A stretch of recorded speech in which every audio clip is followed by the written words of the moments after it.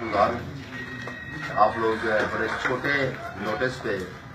اپنی مصروفیات میں سے وقت نکال کے سارے آئے تو میں آپ سب کا انتہائی شکر گزار ہوں۔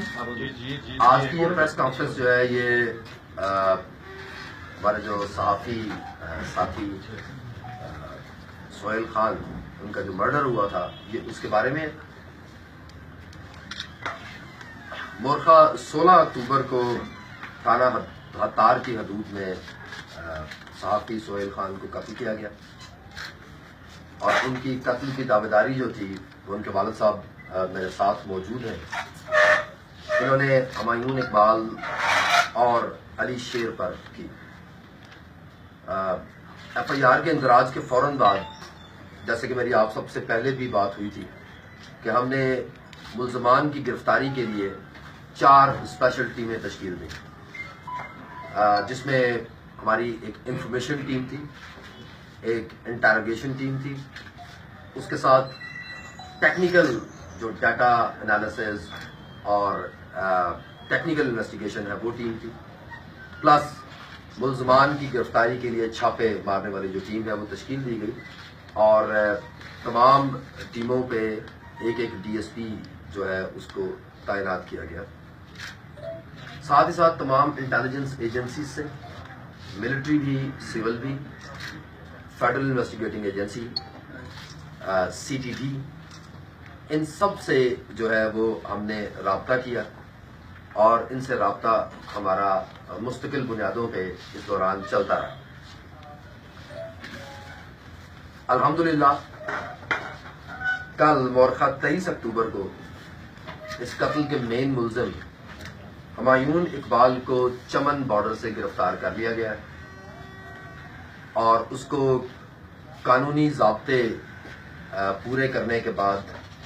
ہری پور میں شفٹ کیا جا رہا ہے۔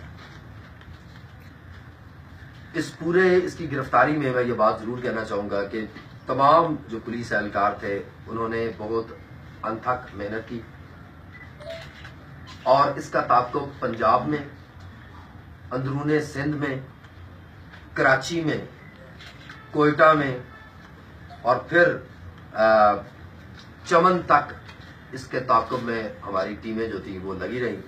اور اللہ تعالیٰ نے اس پہ جو ہے ہمیں کامیابی دی کہ اس کو ہم نے چمن سے جو ہے وہ گرفتار کر دیا۔ میں بڑا مشکور ہوں اس سارے عمل میں پنجاب پولیس کا، سندھ پولیس کا، بلوچستان پولیس کا، تمام ملٹری اور سول انٹیلیجنس ایجنسیز کا، سی ٹی ڈی کا، امدادیان پولیس کا اور سب سے بڑھ کے آخر میں آپ تمام صحافی برادری کا کہ ہر معاملے پہ ہمارے ساتھ آپ نے تعاون کیا اور اسی کے نتیجے میں ہمیں یہ جو ہے وہ کامیابی نصیب ہوئی بنا دی گئی ہوئی ہے۔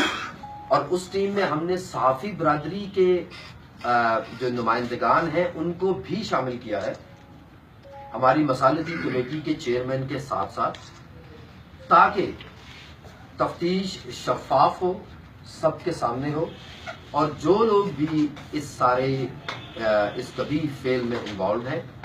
وہ سامنے آئے اور ان کو کیفر کردار تک پہنچایا جائے۔ انشاءاللہ یہ ایک بڑی کامیابی ہے اس کیس میں۔ انشاءاللہ ہم فردر اس پہ مزید محنت کریں گے